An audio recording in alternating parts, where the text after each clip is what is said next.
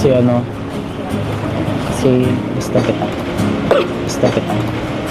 Days without water.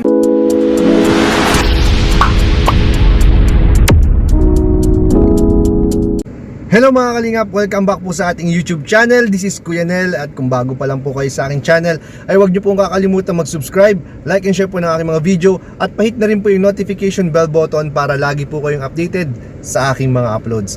At ngayon mga kalingap, ngayong araw pong ito ay pag-uusapan po natin ang umuusbong po at sumisikat ngayon na bagong tambalan po na EDPAW. Ito po yung beneficiary po ni Kalingap Rab na si Edwin at ang kapatid po niya na si Pau o si Pauline. Ayan guys, bago tayo magsimula ay big shoutout muna syempre sa ama ng Kalingap, si Kuya Val Santos Matubang, si Ate Edna, Kalingap Rab, at ang buong K-Boys, Kalingap Partners, at lahat po ng Kalingap Reactors. Pao, may gusto sana akong sabihin sa'yo. Kasi nahiya kasi ako. Bakit? Ano yun? Nahiya eh. Ano? Ano? Kasi ano, kasi gusto kita. Days without water. We crossed overboard. Ang bilis mo naman. Gusto kita. I'm sorry. Sabi ka. Masama ka masama sa Baguio.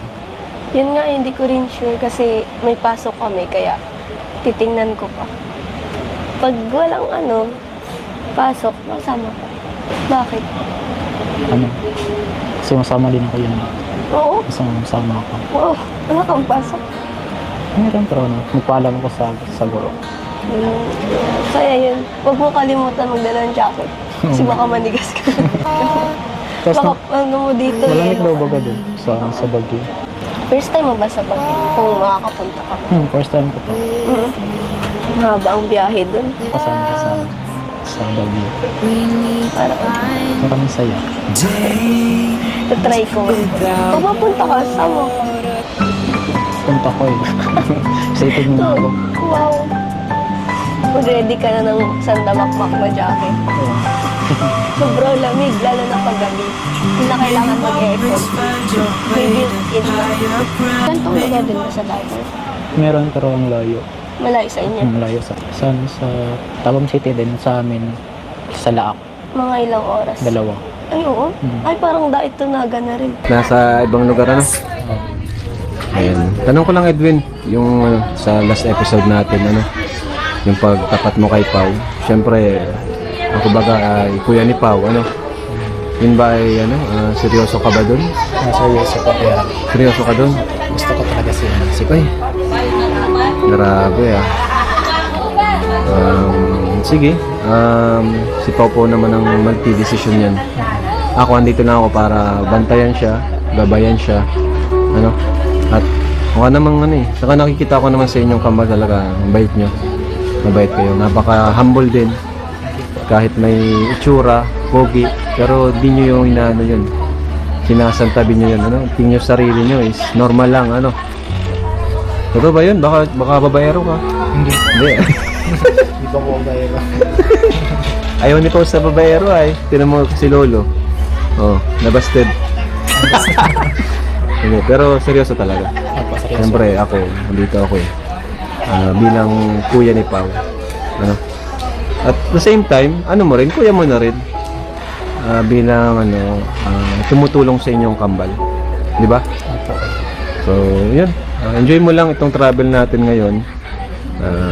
Kita ko naman palagi kang inaano ni Pau tinitingnan ka rin ni Pau kung okay ka. Nakita ko rin ang sarili ko sa'yo dati. Ganyan din ako, introvert, tapos nasa gilid lang. Sa maraming tao, nasa gilid lang. Ganyan din ako dati. Pero nung simula na nag-vlog ako, doon na nabago. Nasanay na rin. Balang araw din, nasasanay ka rin. Kasi ganyang edad, ganyan din talaga ako. Normal yan sa mga pogi. At ayan, napanood po natin, nasaksihan po natin ang ilan po sa mga napaka-importante at napaka nakakakilig na na pangyayari po sa mga nakaraang episodes po ng Tambalang EDPAW. Ito mga kalinga, first na reaction video ko po ito nagagawin dito sa sa bagong love team po na EDPAW. At pansin ko po dito sa Tambalang ito, may twist agad 'di ba? Kasi pag tandem pa lang po sa kanila, talagang kakaiba na. Kasi kung natin, pagbabasehan po natin yung ibang mga love team, usually po talaga ang mga babae po, sila po yung mga beneficiaries, and then pinapartneran lang po ng K-boys, ganyan, or kung sino man na pwedeng i-partner po doon sa beneficiary. Pero ngayon po, iba po ang istorya natin dito. Ang medyo sabihin na nating may kaya ay yung babae, yung kapatid ni Kalinga Prab na si Pau, at ang beneficiary naman po dito ay si Edwin, no? So parang taliwas po ito dun sa natin, medyo nakasanayan po natin na lagi po ang ang beneficiary po ay babae. Ngayon po lalaki naman po dito sa love team po ito. So yun nga, medyo interesting po talaga ang love team na ito kasi kakaiba po sa atin. Hindi pa po ito nangyari before. Kaya naman po nakaka-intriga rin yung mga pwede pong mangyari sa future. Pero ngayon po pag-usapan muna po natin yung yung napanood po natin. Ito po, kung hindi po nakakamali, mga ilang episodes pa lang po ang ang EDPAW, siguro 3 or 4 na episodes. Pero makikita nyo naman po dito na meron kaagad na pag-amin sa part po ni Edwin, no? Alam niyo po, si Kalinga Prab hindi naman po siya magbasta-basta na lang pa-partner or magla-love team nang walang reason.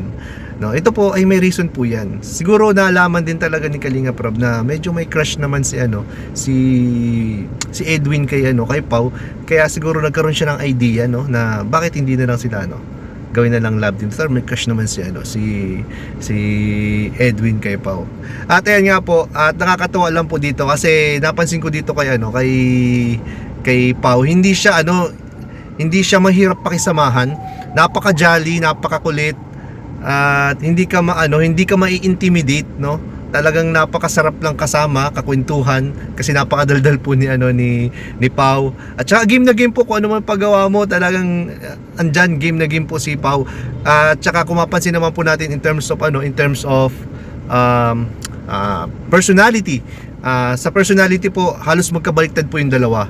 Which is nagki-click naman po yan sa mga panahon ngayon kasi lagi naman po hindi naman po pwede na parehas po na jolly, hindi naman pwedeng parehas tahimik. Dapat meron talagang may madaldal at meron ding nakikinig. Ganun po yun. At guys, dito pala sa nangyari pong ito na last episode po ng EDPAW ay kinonfirm po ni Kalinga Prab kung totoo ba yung sinabi ni Edwin na gusto niya talaga si Pau. Kasi syempre as a kuya, kailangan niya may malaman din niya kasi siya yung nagpasok kay Edwin sa buhay po ni Pau, si Kalinga Prab. So dapat alam din niya kung ano ba talaga yung nangyayari. Kung totoo ba talaga or serye lang or ano pa ba. Yan. At ayun nga po, sinabi po nilinaw po ni Edwin na talaga nga pong may gusto siya, no? Talagang may gusto siya, at ang nakakagulat nga po dito ay talagang very straightforward po siyang sumagot. Pagka tinanong mo, sasagot siya ng direkta. Tsaka lang, napakaikli lang po ng mga sagot ni Edwin, no? Pero nandun po yung klaradong sagot sa mga tanong ni Kalinga Prab. At minake sure naman po na-make sure naman po ni Edwin na hindi daw po siya babaero, at naisingit din nga po dyan yung pangalan po ni Kalingap Lolo. Kasi sa mga hindi po nakakaalam, kasi si Lolo din po, kasi nabanggit na rin naman ni Kalingap Prab, si Lolo po ay nagligaw din, no? Pero parang sinasabi na rin po ni Kalingap Prab, parang hindi po nakapasa kay Pau. So tingnan natin ang diskarte po na gagawin ni Edwin, para makuha po ang puso ni Pau. Tingin ko naman hindi naman po siya mahirapan kasi napaka napaka welcoming, napaka daling pakisamahan po ni Pau. Hindi siya maarte, hindi matara, hindi masungit. So abangan po natin anong magiging kaganapan po dito sa dalawang ito. Lalong-lalo na po ngayon na may pag-amin na po at ipinaglaban po mismo ni Edwin po sa harap mismo ni Kalinga Prab. Sinabi niya ang katotohanan na gusto niya si Pau at hindi daw siya babaero at seryoso po siya sa nararamdaman niya kay Pao. So ito yung nagbigay ng ng parang pampalasa dun sa sa ating lab team, yung pag-amin ni Edwin, kasi diyan magkakaroon po na makikita natin kung ano yung mga dapat gawin, or yung mga plano, or yung mga plano ni Edwin para makuha po yung puso ni Pao. Siya ba ay magsisibak ng kahoy? Siya ba ay mag-iigib ng tubig kagaya na nakagawian nung panahon? Hindi po natin alam. Bahala na po sila Kuya Bal at sila Kalingap Rob at si Pao sa bagay na yan. Ayan po mga Kalingap, maraming salamat po sa inyong time, sa pakikinig po sa vlog nito, at sa walang sawang pagsuporta po sa ating YouTube channel. Thank you so much po. Ayan naman po sa vlog na to, at magpapaalam na rin po tayo. Thank you so much po, and Jesus loves you. Bye bye po.